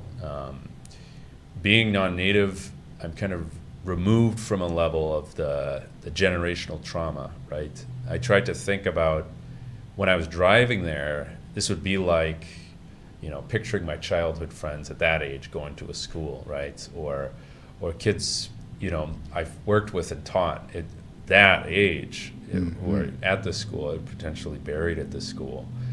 So it was kind of a unique experience for me. But when the dog signaled, yeah, it was very, very big, and it was a big surprise to me. I wasn't quite sure what we'd find. And it's not like 100%, that's where the graveyard is. Like the dog handler said, it could be a lot of things. Yeah. But that's a really positive sign moving forward, and the state and the tribes are going to keep checking that specific area moving forward to try to confirm whether or not there's graves or a grave there. But that's a really positive thing moving forward, and hopefully, I'm not sure what the end result will be. Hopefully it'll be a place where it can be fenced off, can be memorialized, and can have the area cleaned up. There's like concrete debris nearby, and just separated out so Indigenous people can know that there's a cemetery there with some of their relatives there. Yeah. But, yeah. Man. Well, thank you, Ben, Sunshine, and Jordann for kind of keeping us updated as this process happens. Yes, and we'll have further updates as we continue. Obviously they found, they marked that they had smelled something, so then there'll be next steps. And then when those happen, you're usually in on my emails when I talk to council. So, so then going from there, we'll announce that as well. I have a question, and apologize for asking this and stuff, but I know that our St. Augustine's Indian Mission, have they approached your office or anything like that to maybe kind of survey the area or anything? Yes, we have been working with them. I would say, when did we start? Because we surveyed that small field, and then we kind of stopped after that. Yeah, so last fall we started we have a radar. What is it called? It's like ground penetrating. Yeah, ground penetrating radar. Okay. So we did that field over there. Obviously have they been receptive or closed doors? Yes, they have. Okay, that's good. Father Mark, I believe is his name, and Donald Blackbird. Oh, okay. So they've been very helpful and very transparent. And actually, Father Mark and Donald are very they're understanding and not trying to sugarcoat the abuses that happened there. Yeah, I've seen that. They put out a statement. Yes, yes. So they want closure and they want healing for the tribe. So, and of course, not just Winnebago tribal members went there, just with all these boarding schools, many tribal members went all over the place. So, that's a lot of loss of culture and language and healing that needs to happen now, you know. And I think that we're all kind of weary going forward, because we also know that this is going to bring up feelings that have been suppressed, you know. I remember, and we were just talking about this, me and Jordann, and I remember my dad was a victim of abuse at St. Augustine's, and he never talked about it. Never. I think one or two times he might have mentioned something, and I was like, it kind of like rang, like was like a warning sign, like something really bad happened, but he never fully disclosed. I had to end up finding out from my mom, what happened. And it's just, many of our people have those stories, and some people, maybe they didn't have a bad story, and luckily, thankfully they're okay, but a lot of our people and across the country and up north, our Canadian relatives, where this kind of started last year at the end of May, and then even down south in Mexico, they had these boarding schools as well, so it's all throughout North America that these schools and other countries, that we have a lot of healing to do, and we just definitely don't want to hurt anyone. And I think when we first started, we had a flyer that had like resources, you know, mental health resources in the community, and you know, maybe we should put that back in the WIN. So I remember seeing that. yeah, so you know, it's just a lot of healing still needs to be done. It's just like the tip of the iceberg, you know. And like Jordann was talking about, you know, her grandma didn't talk either, you know, and it's just like, how do we heal if we don't talk about it? Right. Yeah, and just like she was saying, you know, like a lot of the things, I didn't have to endure that. I didn't endure that, you know, like I'm here today, I'm able to do able to learn my language, I'm able to take classes now, and I'm able to do these things. I didn't have to endure that pain, but when you learn that that is what was going on, like it's just like she said, like some of these things that her father didn't discuss was suppressed for years, and talking about it and having those resources afterwards is very important, because we had a gentleman come up to, I'm not going to say any names because I don't want to, he had talked about, what do you do after that? And I didn't think about it until that day I was at GENOA, about what do you do after you finally talk about something. You have to be very careful because you might have opened a can of worms that can be, you know, you're letting something out, but then what do you do afterwards? You need to take care of yourself. And he had talked about that. Well, what do you do? And I thought about that after we had left, you know, like, okay, what am I going to do right now? Because there's I feel a lot of heaviness and a lot of hurt right now. So, you know, make sure that we have resources, we have things out here, you know, for you to be able to share and in a safe way and handle that and walk through that, because that's a heavy burden. I mean, that's something heavy you're carrying around with you every single day. We have elders in their 70s, 80s that are still carrying that today, you know, and haven't shared that today. And seeing these stories, I'm sure it helps, you know, but at the same time, like I said, these are things that are, it's heavy, like I said. Yeah. And then, you know, not only the loss of language and culture, like we think kind of like our dancing and ceremonies and those types of things, but a big part of our culture was how we parented, you know. And, you know, I suffered as well the historical generational effects of historical trauma. Sorry, it's real confusing. But, you know, I am a recovering alcoholic and didn't get those parenting skills from my parents because they were in boarding schools, you know, and I know I'm not the only one, you know. So I think that, you know, when I try to tell my story to people that, you know, my own children were hurt by this, even though they had nothing to do with this. I was hurt by this and was not a part of that, you know, but I didn't get those parenting skills or those skills necessary. You know, I seen a lot of drinking and stuff that I shouldn't have seen as a child because of this, you know. And thankfully, you know, I was able to turn that around. But I think that a lot of people aren't yet, you know, but there's truth with healing. Truth telling is healing, was what I'm trying to say. You know, and if you speak your truth or find out about your history and, you know, talk about it, I think that you start healing, you know, and that's what our people need. Lost for words for myself. You know, thank you guys once again for being here and keeping us updated on that. And yeah, every episode you guys bring more information to us, and it helps us a lot in the future and everything. So, Bethany? Yeah, no, I just felt it a lot because I got to go to boarding school. I graduated from Flandre, and but my mom graduated from Flandre. My grandma graduated from Flandre, but my kaka, she passed away when I was little, and I know that she probably seen a lot of that. Well, I didn't though. When I went to boarding school, it was way different from you know, the stories that you're told and stuff. But you still see it, like you're saying. Like we all just have a lot of healing to do. So yeah, we do. Awesome. Powwow committee meeting tonight, right?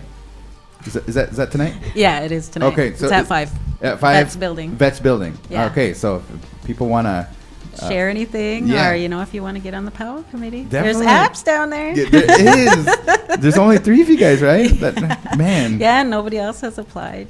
First time being on the Powell It's committee. my first time. Yeah. Okay, so here's the thing that a lot of people say, I don't want to be on the Powell committee because I don't want to get cussed up or something like that. But I guess you got to keep the eye on the prize. Is that?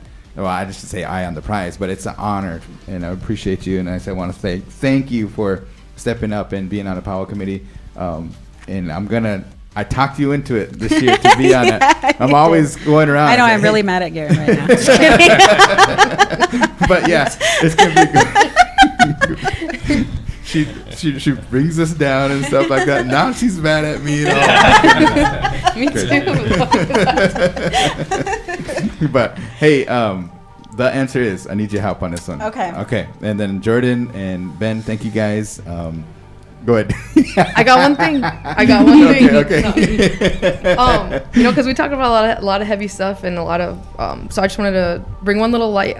We talked about lateral oppression a lot of times when I talked to Sunshine, and when I went to the Gathering of Nations,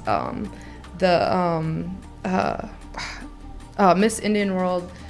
Her name is Cheyenne Kippenberger. She was the previous.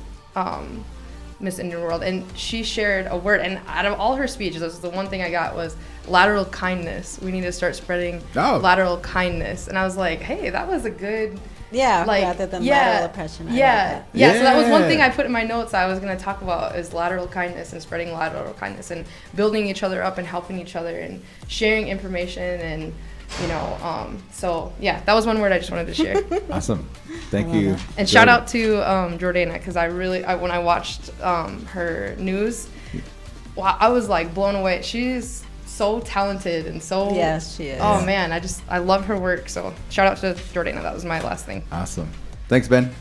And my shout out is to my 2 employees. They're very dedicated. There you go. I was gone, training, and then, my mom passed away. And so I was out for a good 2 weeks. So they did very well. Didn't need my assistance at all. So I'm just super proud of them. So awesome. Yes, thank you guys. Thank you guys. All right. Are you ready? Here it is. The moment has come. I appreciate everybody that's still tuning in. And the answer is you're leading. Okay, so if this is a kind of World Series, you're up by 6 wins compared to 4. 3 of them, you guys tied. Are you ready for today's The Answer Is? Yes. Here we go. Question number 1. This is a good one. All right. We were talking about this. We should know this. Everybody should know this one. The Golden State Warriors and the Boston Celtics are in the NBA Finals. We talked about this, right? Yep. Which city is Golden State Warriors from? They are from Washington. They are from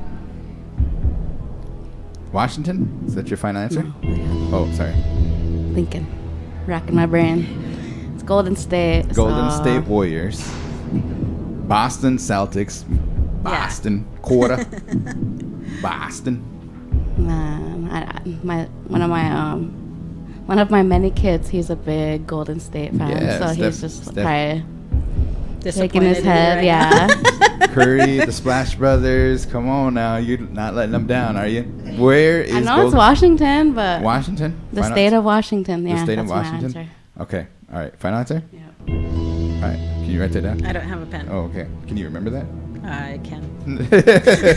Okay. All right. Question number 2. This past weekend, Winnebago had a great turnout of a famous band. Who played Saturday night at Winnebago? Wasn't this a previous question? Yeah, it was. Yeah, so we should get it, right? See, I told you the questions are easy. Man, their names. Man, I know it, but I don't know it. I know it, but I don't know it. Okay, give me an answer. It was the, I don't know why, but like they're like called like the clothes group or something like that. The clothes group. Yeah. Okay. All right. The clothes group. And it was on the Winnebago Indian news on the back page for a couple. In my defense, he said I got to transition to the radio. Okay. I'm just kidding. Question number 3. Here's an easy one. Sunshine, you should know this one too. What does DVD stand for?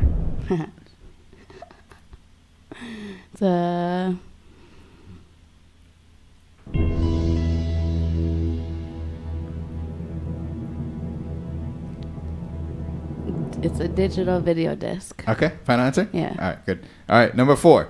Juneteenth is a federal holiday that President Biden signed into law.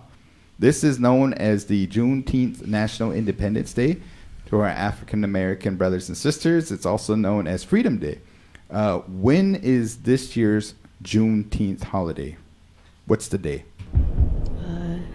June 19th. June 19th? Final answer? Mm-hmm. All right, June 19th. I also asked, we get that, if it's on a weekend, if it's like on a Saturday, it will fall on a Friday. If it's on a Sunday, it'll fall on Monday. So I think this year it's going to fall on a Monday. I think so too. The Winnebago tribe will be closed for Juneteenth.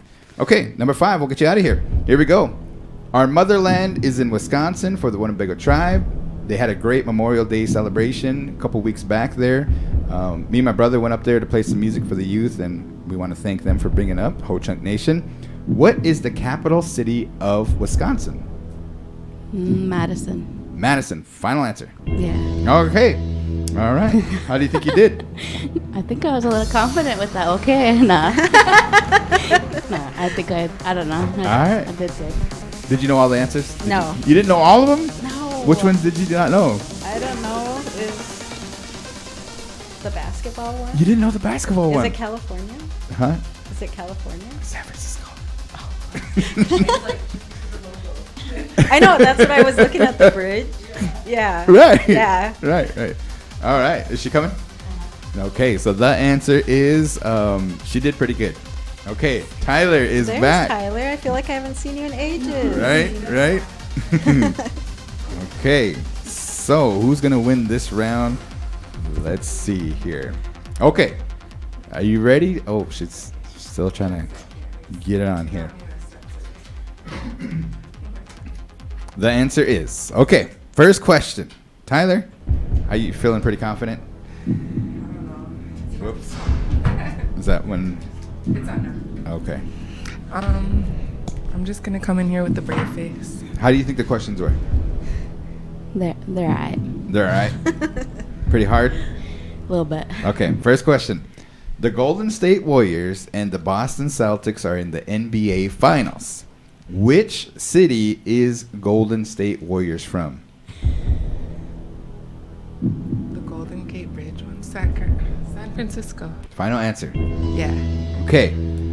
San Francisco? 2? Is that the correct answer? All right. She got it. Yeah, she got it. And she got it wrong.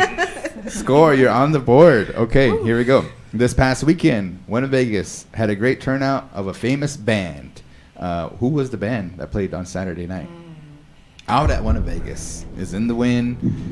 They advertised it. There's commercials on it. There's articles. We talked about it. There was a question before. Who was it? Her long, extensive list. I don't know. You don't know either? I don't know. Okay. 2, do you know who it was? I don't know who. You don't know who it was. You know who it was? See, this is the hard I one. seen it on a billboard. Oh, the Mavericks. No. That was a good guess, though. Big Head Todd and the Monsters. It was even requested on ARL. You said that. Yeah. Okay, question number 3. What does DVD stand for? Digital video. Digital video what? Kind of looked at it. Digital video. I want to say developer. I don't think it's that. What is a DVD? So you put it in that thing. Yeah, you put it in that thing. Yeah. That's a good one. Digital video. Quit laughing. Nah, I don't know. You don't know? Give me something that starts with the D. You okay over there, Bethany? I don't know. Digital video department. The digital video That's all I department? got. So that thing that you put in and you press play, what is that thing called? It's like a cassette thing. I really went older. Digital video. I like feel so old. DVD is a disc. Yeah, she wouldn't even use them anymore, right? Yeah. I mean, those are going out of style because it's all online, right? Streaming. Digital video disc. That's what it stands for. Do you guys know what VHS stands for? VHS? No. You don't know what VHS? Do you know what VHS? Video. It's a video hologram station. It's video home Service? VHS. system. Oh. VHS is a video home system. Okay. So when I was little, they had these big cartridges that you pushed into a thing. I forget what those were called. That's how old I am. Okay, all right, here we go. Next question. Question number 4. Juneteenth is a federal holiday that President Joe Biden signed into law. This is known as the Juneteenth National Independence Day. To our African American brothers and sisters, it's known as Freedom Day. When is this year's holiday? Be the next time the Winnebago tribe has recognizes a holiday. So we just recognized Memorial Day. We were off that day. When is Juneteenth this year? When is Winnebago tribe's next holiday? What's the date? I'm real confused. And what's the question? Is it the Winnebago tribe's next holiday? Or? Yep. Okay. I don't know. The date. Oh, What's the date? Yeah. Oh, that's hard. I would say the powwow. Okay. So you give me a date. What? Like what? It's in June. June 27th. June 27th? Yeah. Final answer? Let Yeah. me It's see. June 19th. Oh, okay. June 19th. So we'll have June 19th, the Atacad Day. It's Juneteenth, and we'll have that Monday off. Oh, nice. So Wait, as the is Winnebago that tribe. Day for that race thing? Mm-hmm. Yeah. Father's Day? Yeah. So Father's Day, Juneteenth, and Atacad. A lot of Triple decker. Yeah. June 19th is happening. Okay. Question number 5. I think. What's the score? Triple decker. Reloaded Sunday. Okay. What was the score here? I lost count here. Okay, I think I'm winning. 2, 1. Oh, wait, no. Somebody has I got 19th. She I got didn't get June Golden 19th. State. 2, 1. 2, and then she got. She got. It's tied right now. She didn't get DVD. She didn't get Big Head Todd. No, She it's didn't. just Oh yeah, two, she only got 2, 1 right. Yeah. Okay, so this is for the tie. Yeah. Okay. This is for the tie. You got to pull it off. Here we go. Our motherland is in Wisconsin for the Winnebago tribe. They had a great memorial holiday celebration back in the days at Black River Falls. What is the capital city of Wisconsin? So Nebraska's capital is Lincoln. Iowa's capital is Des Moines. What is Minnesota's? St. Paul. St. Paul, yeah. Is it? I'm Yeah. getting myself into trouble It here. is. I know. Chicago is what? All I know Or- right now. Illinois is Springfield. Dang, Mixing boy. me up, Someone took guys. geography here. So what is Wisconsin? You're just trying to confuse I me. am confused. All I know is Wisconsin Dells. I don't know why. You want to say Wisconsin Dells? Yeah. That's a great place to go. Oh, sorry. My heart beating. Okay, it's Madison. So, with the score of 3 to 1, Yes. we have a new winner. I didn't even use my thing. Damn. Did you win? Oh, that happened to me so many times. You gotta remember. Oh yeah, that's right. Okay, all right. Any shout outs, guys? Join us on Thursday. Shout out to Ryan. I know he's probably watching. Hey, he had a birthday, didn't he? Didn't he have a birthday? Oh yeah, it was his birthday yesterday. So All right. happy, happy birthday, belated Ryan. birthday. So Happy during belated ARL, you got to come in and sing him happy birthday over the Do air it right now. on Thursday. On Thursday. Any shout outs?